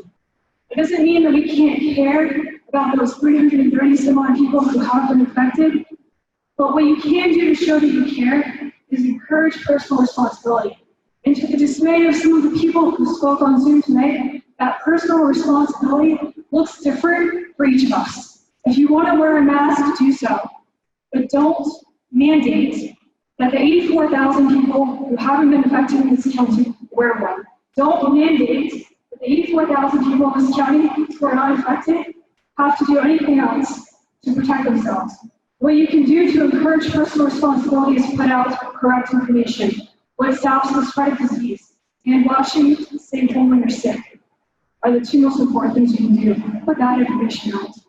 If the business owner doesn't feel safe in their own business because it's a small space, there's not good airflow, then she can enact things in her business to protect herself and her patrons.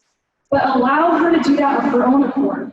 Allow these business owners and these citizens to make decisions of their own accord and don't further restrict them.